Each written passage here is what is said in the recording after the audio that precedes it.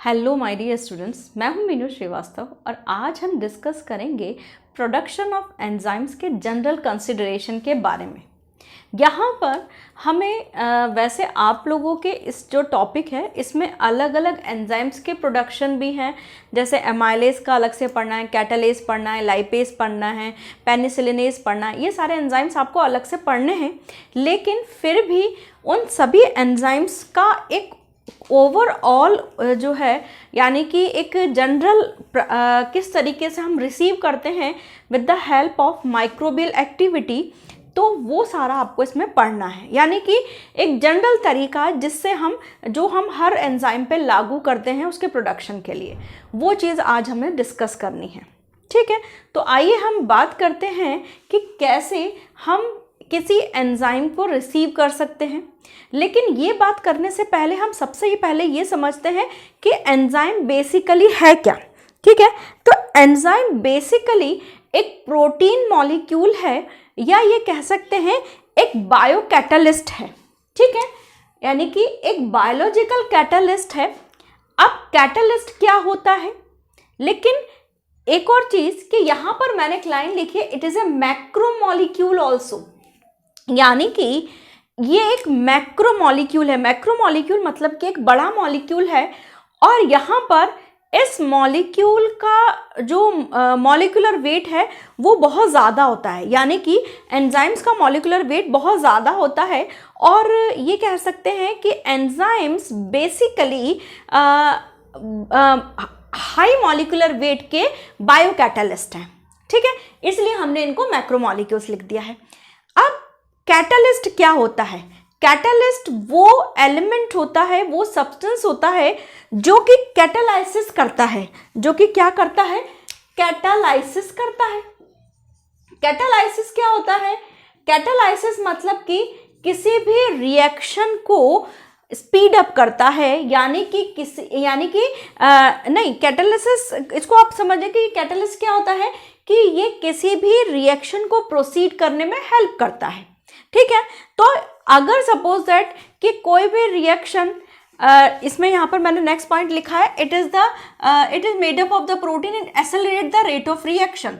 Accelerate the rate of reaction, ये word सही होना चाहिए, रेट ऑफ रिएक्शन, यानी कि ये रेट ऑफ रिएक्शन को बढ़ा देता है। कैसे कि अगर सपोज दैट कि यहाँ पर ऐसा है कि अगर कोई रिएक्शन 10 घंटे में कंप्लीट होती है और वहाँ पर एंजाइम अगर हम लगा दें तो वो रिएक्शन 1 घंटे में कंप्लीट हो जाएगी। ठीक है, इसका मतलब क्या है कि एंजाइम ने वो रेट ऑफ रिएक्शन क्या है, बढ़ा दी है। एंजाइम यानी कि ये एक बायोलॉजिकल कैटालिस्ट बोलते हैं हम। बायोलॉजिकल क्यों बोलते हैं? क्योंकि ये बायोमॉलिक्यूल्स हैं, यानी कि ये एक तरीके का बायोलॉजिकल मॉलिक्यूल है, एक तरीके का लिविंग सिस्टम में पाए जाने वाला मॉलिक्यूल है। ठीक है, बायोलॉजिकल से समझ में आ गया कि ये लिविंग सिस्टम में पाए जाने वाला मॉलिक्यूल है। इसके अलावा एक कैटालिस्ट है, ये रिएक्शन को प्रोसीड करता है, स्पीड अप करता है, रेट ऑफ रिएक्शन को बढ़ाता है। ठीक है, और ये किसका बना होता है? ये बना होता है प्रोटीन का। प्रोटीन क्या होता है? प्रोटीन आपको मालूम है कि ये पॉलीपेप्टाइड्स यानी अमीनो एसिड्स के पॉलीमर है। तो जितना भी एंजाइम है, यानी कि बामुश्किल कोई एक्सेप्शन होगा, अदरवाइज एंजाइम बेसिकली आपसे कोई पूछे कि एंजाइम बेसिकली किस नेचर के हैं, तो उनका नेचर है प्रोटीन। ठीक है, अगर हम ये बात करें कि एंजाइम कहाँ प्रेजेंट होते हैं, तो सभी लिविंग सिस्टम्स में एंजाइम प्रेजेंट होते हैं। जितनी भी रिएक्शंस हो रही हैं हमारे अंदर, हमारी बॉडी के अंदर, फॉर एग्जांपल रेस्पिरेशन, डाइजेशन, जो है मसल्स का मूवमेंट है, बोन्स का डेवलपमेंट है, किसी भी तरीके की कोई भी रिएक्शन हो रही है तो वो एंजाइमेटिक रिएक्शंस ही हैं। अब इन एंजाइमेटिक रिएक्शंस के लिए जो एंजाइम है यहाँ पर, वो इसका मतलब ये है कि एंजाइम सभी के अंदर प्रेजेंट है।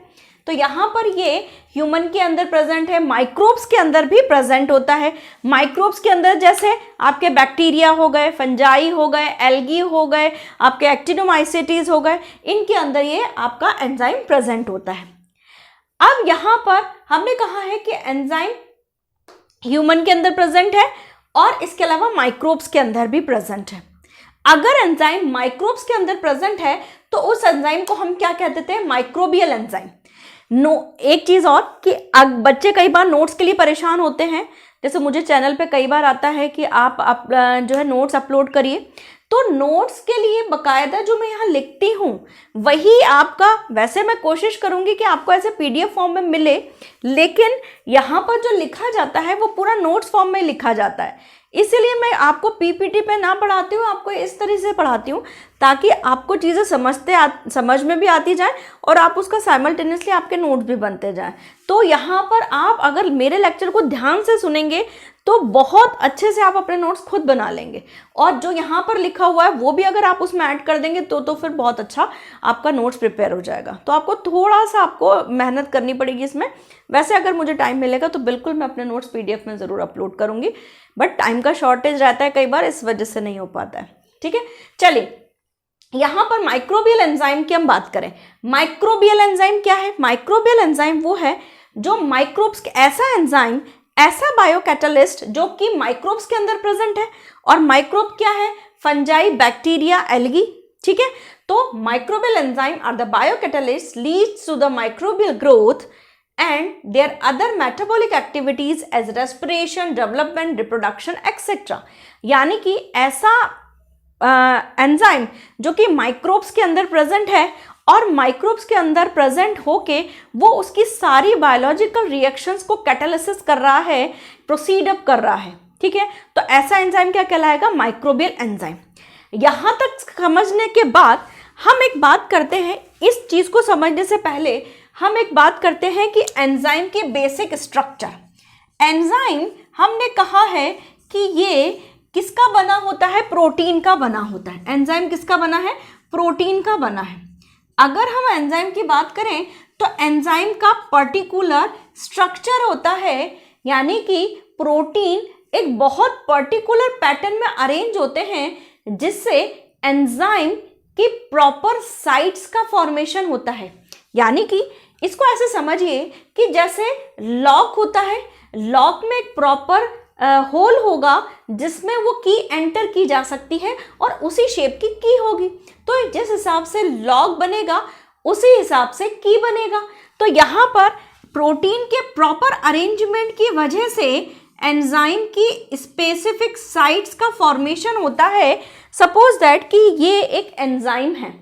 ठीक है, यहाँ पर जब किसी एंजाइम से कोई सबस्ट्रेट जुड़ता है, सबस्ट्रेट क्या होता है? सबस्ट्रेट वो होता है जिससे सबस्ट्रेट वो होता है जो कि एंजाइम से जुड़ के फाइनली किस में कन्वर्ट हो रहा है? प्रोडक्ट में कन्वर्ट हो रहा है।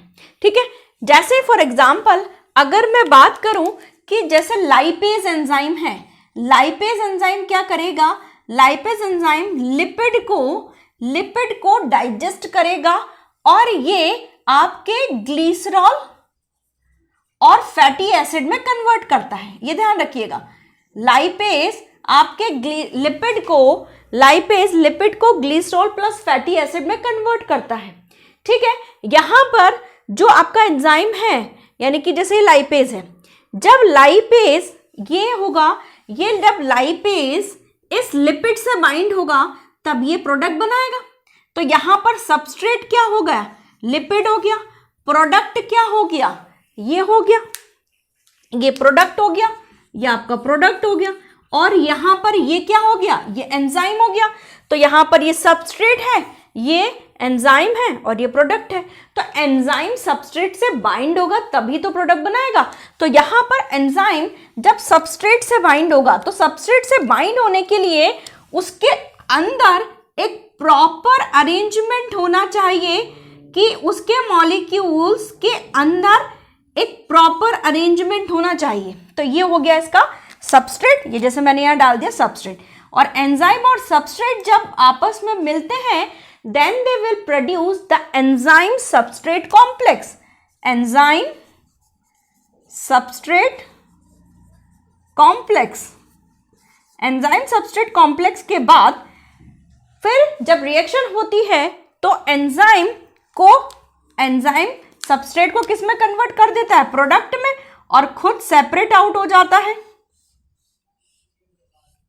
ठीक है, और ये जो है अब यहां पर ये एंजाइम सेपरेट हो गया और ये यहां पर सपोज है कि ये कुछ प्रोडक्ट बन गया, ये प्रोडक्ट बन गया। ठीक है, अब यहां पर एंजाइम प्लस प्रोडक्ट बन गया, तो फाइनली सबसेट प्रोडक्ट में कन्वर्ट हो गया और एंजाइम हो गया। तो टोटल मिला के यहां पर हम ये बात करना चाह रहे हैं कि एंजाइम की स्पेसिफिक साइट्स होती हैं। एंजाइम्स हैव, मैं यहां पर लिख देती हूं, enzymes have specific sites on which substrate will be bind. Substrate bind है ना, आप ग्रामेटिकल आप देख लेना, substrate bind, substrate will bind, ठीक है।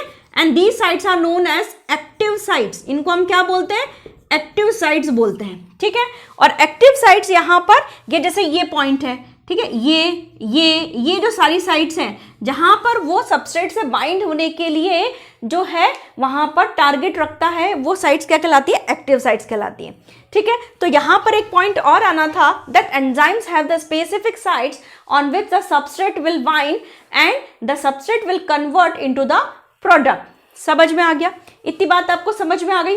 Now come to the next point कि हमने यहां पर कहा कि एंजाइम जो होगा वो आपका माइक्रोबियल एंजाइम है।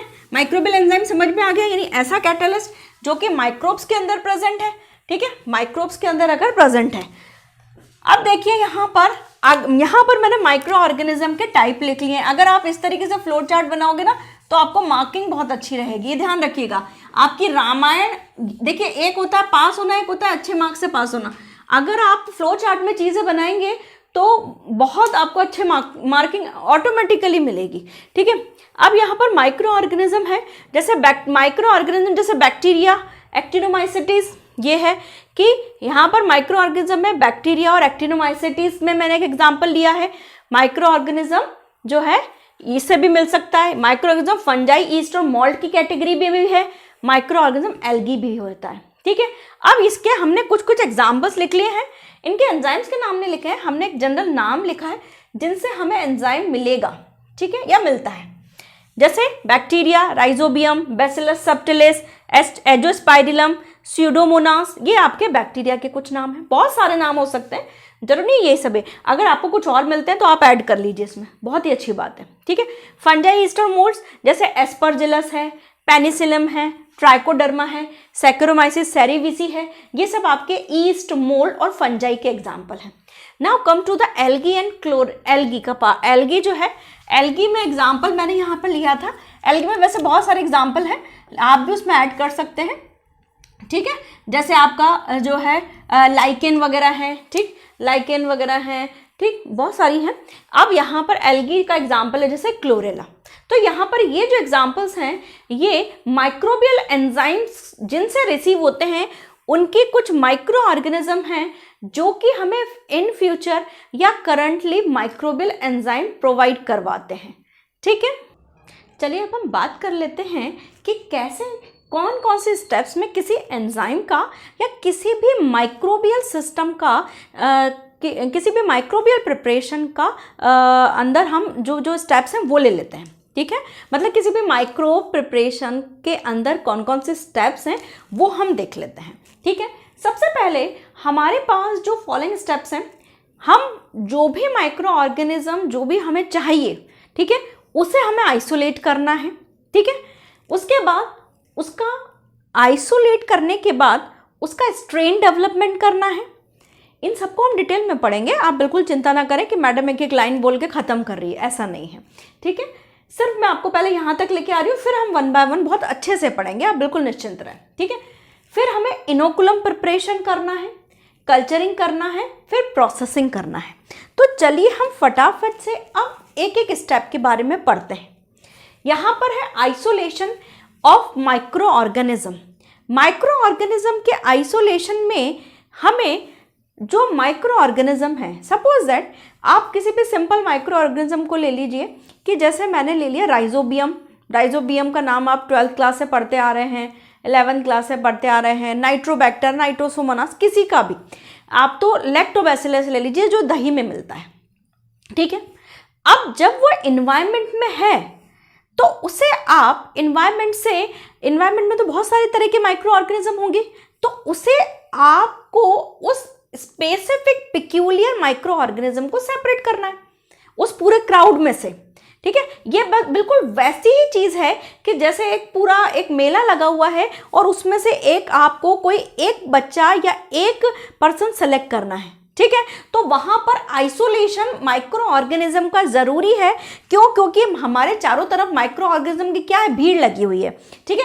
तो micro organism are isolation are isolated, micro organisms are isolated, यहाँ पर आइसोलेटेड आएगा, है ना, isolated from different mixture of micro organism. देखिए ये MOS जो मैंने लिखा है, MOS ये मतलब माइक्रो ऑर्गेनिज्म ही है, ये शॉर्ट फॉर्म के लिए लिख दिया है मैंने, वो स्पेस ज़्यादा घेरता है, आप पूरा ही लिखिएगा। From the different mixture of micro organism by, ठीक है। अब हमें उस पूरे मिक्सचर में से अलग अलग करना है कि हमारे पास बहुत सारा क्राउड है माइक्रो ऑर्गेनिज्म का। सपोज दैट हमने सॉइल ले लिया, अब मैंने आपसे कहा कि सॉइल के अंदर राइजोबियम मिलता है, अब राइजोबियम अलग कर लो, ठीक है, या सॉइल के अंदर नाइट्रोबैक्टर मिलता है, अलग करना है। तो वहाँ पर अलग करना कैसे किया जाता है, वो बहुत अलग अलग तरह की टेक्निक्स हैं जो कि आइसोलेशन ऑफ माइक्रो ऑर्गेनिज्म के नाम से इसी चैनल पे मेरा माइक्रोबायोलॉजी का वीडियो है, वो भी आप देख सकते हो। और यहाँ पर अपन सिंपल बात भी कर लेते हैं, जैसे स्ट्रीकिंग प्लेट टेक्निक के थ्रू भी हम आइसोलेट करते हैं। स्ट्रिंग प्लेट टेक्निक में क्या किया जाता है कि हम माइक्रो ऑर्गेनिज्म को की स्ट्रीकिंग करते हैं, ठीक है, यानी कि जो माइक्रो ऑर्गेनिज्म हमारे पास है, जैसे सॉइल कल्चर है, उसको हम स्ट्रीक कर लेते हैं, ठीक है, यानी कि जो सॉइल हमें मिली है उसको ऐसे इनोकुलेटिंग लूप से, इनोकुलेटिंग लूप आपने देखा हुआ, ऐसे गोल करके एक हत्था लगा होता है इसमें, ठीक है, और उससे हम स्ट्रीक कर लेंगे, इसे हम स्ट्रीकिंग कहते हैं। और उसे हम कुछ टाइम के लिए इंक्यूबेटर में रख देंगे। इंक्यूबेटर में प्रॉपर टाइम के बाद उसमें जो ग्रोथ होगी उससे हमें यहाँ पर अलग अलग तरह की कॉलोनीज मिलेंगी, कोई कर्व्ड कॉलोनी मिलेगी, कोई कैसी कॉलोनी मिलेगी। तो कॉलोनीज का कैरेक्टरिस्टिक्स जो होगा वो हमें बताएगा कि ये हमारा माइक्रो ऑर्गेनिज्म ऐसा है और हमारा माइक्रोइज्म इस वाली कॉलोनी में है। क्यों? क्योंकि हर माइक्रोब्स की कॉलोनीज पिक्यूलियर होती हैं, ठीक है, उसे आप कॉलोनी से भी पहचान सकते हैं, ये कहलाता है कॉलोनी कैरेक्टरिस्टिक्स, ठीक है। तो या तो आप स्ट्रिक प्लेट टेक्निक्स या पोर प्लेट टेक्निक, आपने जो है जो भी आपके पास सॉल्यूशन है वो आपने ऐसा उड़ेल दिया है, थोड़ा थोड़ा पोर कर दिया है, ऐसा पूरा ऐसा ढक्कन से नहीं उड़ेलना है, आपने ड्रॉपर से हेल्प से आपने पोरिंग कर दी है। या आपने, अगर आपके पास कुछ तरीका है, कुछ आपके पास प्रिपेयर्ड प्लेट है, तो वहाँ पर आप स्टेनिंग टेक्निक भी यूज़ कर सकते हैं। स्टेनिंग टेक्निक आपकी gram staining, acid fast staining, बहुत सारे तरीके हैं। इसी वीडियो में आपको 3 स्टेनिंग्स मिल जाएंगी, मतलब कि माइक्रोबायोलॉजी के अंदर इसी चैनल पे आप देख सकते हैं। Acid fast staining, gram staining, इन पर भी जा सकते हैं, हालांकि पर उसमें इतना डिटेल अभी आपको पढ़ने की ज़रूरत है नहीं, ठीक है। और इसके अलावा बहुत सारे ऐसे सेलेक्टिव मीडियाज होते हैं जो कि हमें सिलेक्शन करवाते हैं किसी भी पर्टिकुलर माइक्रो ऑर्गेनिज्म के लिए, ठीक है।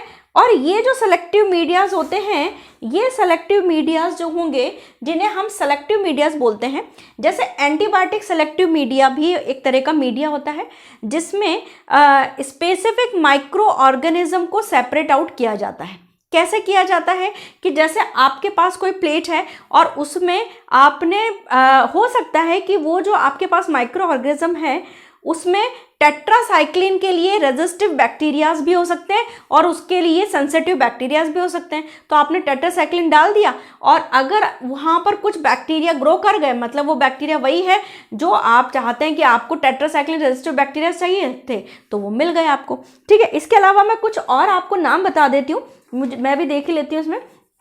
जैसे आपके मैककॉन की अगार मीडिया, ये जो सेलेक्टिव मीडिया है, इसके एग्जाम्पल लिख लीजिए आप। मैककॉन की अगार मीडिया, ठीक है, एक ये हो गया, है ना, ये सेलेक्टिव मीडियाज होते हैं, ठीक है। ये सेलेक्टिव मीडियाज ही आपको माइक्रोब से सेपरेट करवाते हैं।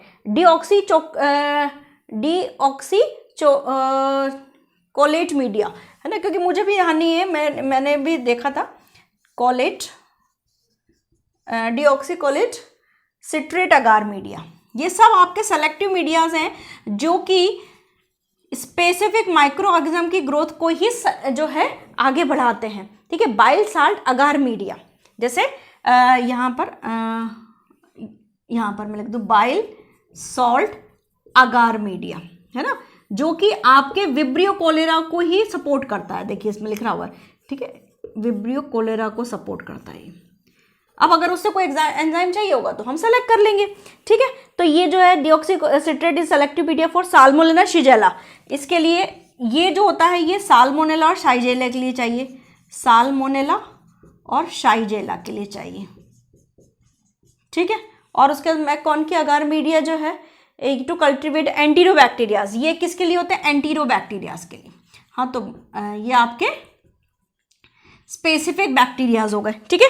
तो ये जो सेलेक्टिव मीडियाज हैं, जैसे आपका मैकॉन की अगार मीडिया जो कि एंटीरोबैक्टीरियाज को सेपरेट करता है, डिऑक्सी चॉकोलेट सिट्रेट अगार मीडिया जो कि साल्मोनेला और शाइजेला के लिए होता है, बाइल सॉल्ट अगार मीडिया जो कि विब्रियो कोलेरा को सेपरेट आउट करने में हेल्प करता है। तो ये आपका स्पेसिफिक मीडिया हो गए। Now come to the isolation का एम क्या है, आप क्यों चाहते हैं कि आप आइसोलेट करें, आप तो मिक्स ब्रीड चला दो, देखा जाएगा।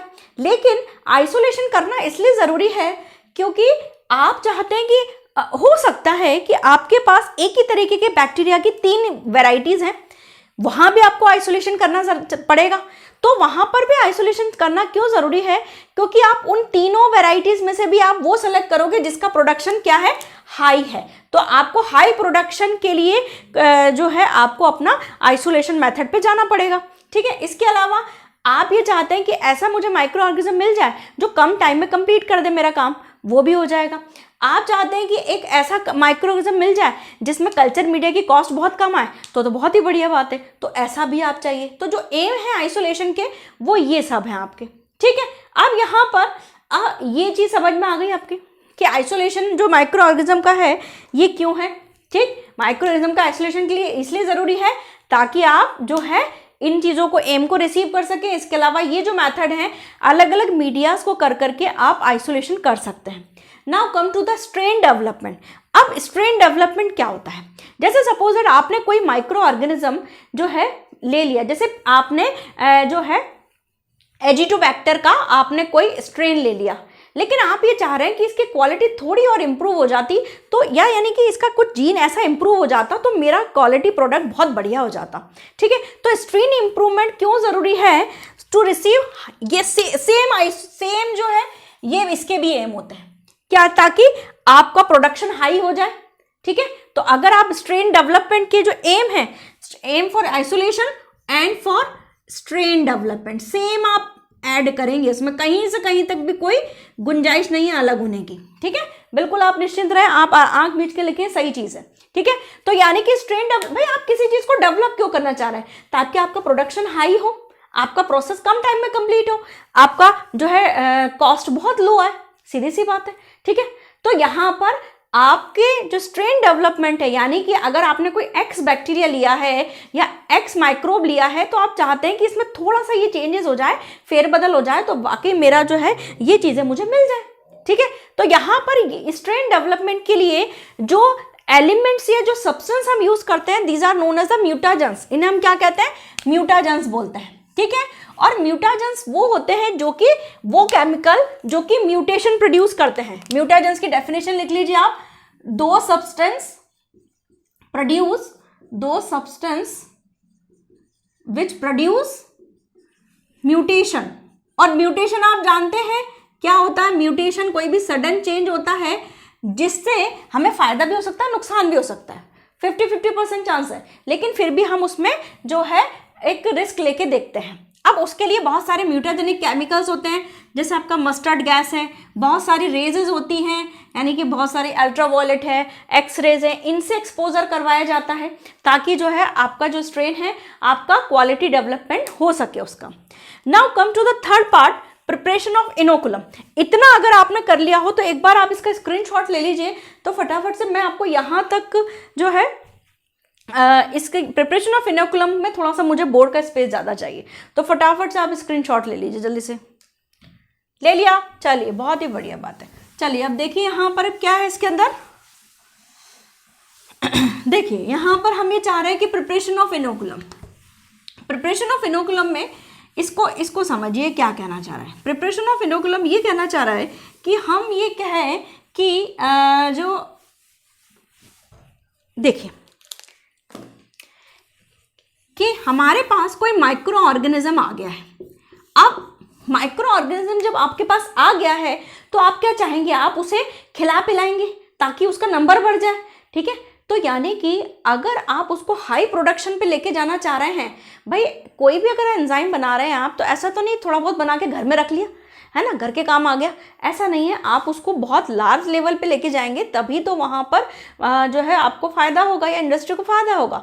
तो यहाँ पर हमको इनोकुलम का प्रिपरेशन करने के लिए सबसे पहले क्या चाहिए कि जो माइक्रो ऑर्गेनिज्म है उसको एक्सपोज कराना पड़ता है हमें कल्चर मीडिया पे। Micro organisms are exposed to culture media, exposed to culture media, culture media to increase its number, यानी कि टू इंक्रीज देयर नंबर, है ना, उनके नंबर्स बढ़ाने के लिए हमें उसे माइक्रो ऑर्गेनिज्म को किस में डालना पड़ता है, कल्चर मीडिया में। अब यहाँ पर जैसे सपोज दैट इस तरीके का आपको राउंड बॉटम फ्लास्क रहता है, आप लोगों की लैब में रहता है, यहाँ पर आप मीडिया प्रिपेयर करते हैं, ठीक है। जैसे कोई भी एक मीडिया प्रिपेयर कर लिया, यहाँ पर मैं जैसे उसको किसी दूसरे कलर से, जैसे ग्रीन कलर से, है ना, वैसे जनरली अगार मीडिया रहता है तो वो इस तरीके का रहता है, आपका क्रीम से कलर का रहता है, ठीक है। तो यहाँ पर जैसे ये आपने क्या करा कि ये कल्चर मीडिया प्रिपेयर कर लिया, कल्चर मीडिया, है ना। ये कल्चर मीडिया जब आपने प्रिपेयर कर लिया तो यहाँ पर आपने क्या किया कि इस माइक्रो ऑर्गेनिज्म को डाल दिया इसमें, है ना। जो भी माइक्रो ऑर्गेनिज्म आपने सेपरेट आउट किया, ये माइक्रो ऑर्गेनिज्म आपने यहाँ डाल दिया, ठीक है। यहाँ माइक्रो ऑर्गेनिज्म डाल दिया। नाउ अब क्या करेंगे कि it will keep for time being, यानी कि आप उसको कुछ टाइम के लिए रखेंगे, ठीक है। एंड ये हो गया, ठीक है। तो यहाँ पे आप रखेंगे the micro organism are expose to the culture media, expose कीजिए, इंट्रोड्यूस करिए, आर इंट्रोड्यूस्ड, सही वर्ड आना चाहिए, introduce to culture media to increase their numbers, ठीक है। अब यहाँ पर क्या किया जाता है, and keep for particular pH particular time, है ना। यहाँ पर हम उसको पर्टिकुलर टाइम तक करीबन जो है आप 24 से 48 घंटे का इसको आप बना के रखेंगे, यानी कि ये जो होगा अराउंड 24 to 48 आवर्स का कल्चर ये प्रिपेयर होना चाहिए, ठीक है। उसके बाद अब यहाँ पर इनोकुलम, अभी तक ये इनोकुलम नहीं हुआ है, अभी तो सिर्फ माइक्रो ऑर्गेनिज्म की ग्रोथ बढ़ गई है। अब यहाँ पर ये देख लो कि हो सकता है कि माइक्रो ऑर्गेनिज्म बहुत सारा बन गया है, ठीक है। अब यहाँ पर ऐसा हो गया, ये हो गया, तो ये मान लो कि ये जो आपका ग्रीन है इसके अंदर बहुत सारा माइक्रो ऑर्गेनिज्म, ये जो ग्रीन है इसके अंदर बहुत सारा माइक्रो ऑर्गेनिज्म आ गया है, ठीक है। ये बहुत सारा माइक्रो ऑर्गेनिज्म आ गया है इसमें, ठीक है। ये ग्रीन के अंदर मैंने रेड बना दिया, ठीक। नाउ अब इसमें से आपको इनोकुलेशन करना है, अब इनोकुलम करेंगे, ठीक है। For inoculum preparation the microbial cell put into the culture media. अब आप क्या करना है यहाँ पर, अब इसको प्रॉपर आप कल्चर मीडिया पे डालेंगे। अब कल्चर मीडिया आपका सॉलिड भी हो सकता है और लिक्विड भी हो सकता है। तो जैसे आपने अब यहाँ पर क्या कर दिया है, जैसे यहाँ पर मैं बना देती हूँ, अब यहाँ पर क्या किया है, now prepare petri plates, now prepare agar petri plates, agar petri plates and put the culture and introduce the culture and introduce the culture on petri plate by inoculating loop, यानी कि इनोकुलेटिंग लूप की help से। Inoculating loop क्या होता है, इस तरीके का एक गोल होता है ना, ऐसा ये हत्था निकला रहता है, उस इनोकुलेटिंग लूप को आप इसमें डालेंगे, ठीक है। वो इनोकुलेटिंग लूप आपने इसमें डाला, है ना, और इनोकुलेटिंग लूप को डाल के नाउ अब पेट्री प्लेट्स में आपने ये, जैसे ये आपकी पेट्री प्लेट्स है ना, ये आपकी पेट्री प्लेट्स है,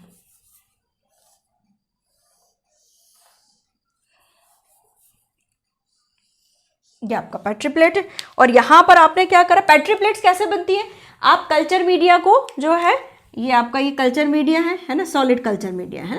अब यहाँ पर आपने क्या करा, ये इसको इस पर इनोकुलेटिंग लूप आप इस पर जो है डाल दिया है, ठीक है। अब उससे क्या हो जाएगा, यहाँ पर जो ये जो है इनोकुलेशन कर दिया आपने, ठीक, ये आपने इनोकुलेशन कर दिया, ठीक। अब यहां पर क्या हुआ कि now keep it for that incubate, अब यहां पर put into the culture media, culture media में डाल दिया and keep the plates in incubator, into incubator. अब इसको क्या करना है, आपको प्रॉपर इंक्यूबेटर में रखना है, ठीक है। अब इसको आपको किस में रख देना है, इंक्यूबेटर में। इंक्यूबेटर के अंदर proper at proper temperature and time, उसको प्रॉपर टेम्परेचर और टाइम के साथ, मतलब जैसे 37, अगर उस बैक्टीरिया के लिए रिक्वायर्ड टेम्परेचर 37 है तो आपको उतने पर रखना है, अगर रिक्वायर्ड टेम्परेचर कोई दूसरा है तो उस पर सेट करना है। टाइम जनरली आपको 24 से 48 घंटे तक होता है, ठीक है, 24 से 48 घंटे तक का ही टाइम होता है जनरली। बहुत कम ऐसे बैक्टीरिया होते हैं जो 72 घंटे मांगते हैं, ठीक है। अब आपने इंक्यूबेटर रख दिया तो यहाँ पर पेट्री प्लेट्स के अंदर क्या हो जाएगा कि आफ्टर इंक्यूबेशन अगर आप देखेंगे कि इसके अंदर क्या हो जाएगा, प्रॉपर ग्रोथ डेवलप होने लग जाएगी, ठीक है। ये आपकी क्या हो जाएगी, प्रॉपर ग्रोथ डेवलप होने लग जाएगी। ये प्रॉपर आपकी जो है, अगर आप देखेंगे तो उसमें यहाँ पर आपकी प्रॉपर बैक्टीरियल ग्रोथ आपकी डेवलप होने लग जाएगी, ठीक है।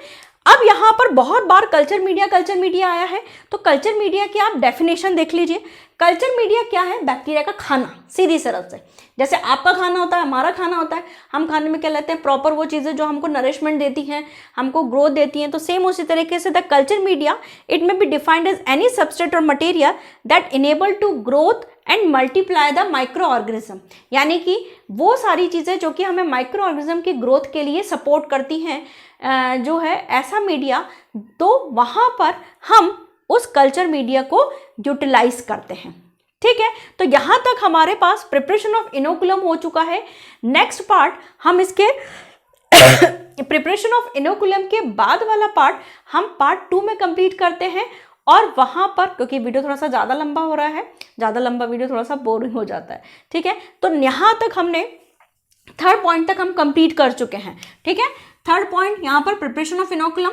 नाउ 4th और 5th पॉइंट्स बचे हैं, जिसमें हम कैसे आगे उसको लार्ज लेवल पे कल्चरिंग कराएंगे, और कल्चरिंग कराने के बाद कैसे प्रोसेसिंग होगी, कैसे हमारा प्रोडक्ट सेपरेट होगा, उतना हमें पढ़ना है, ठीक है। तो आई होप आपने लेक्चर एंजॉय किया होगा। कोई भी डाउट है कमेंट सेक्शन में पूछिए।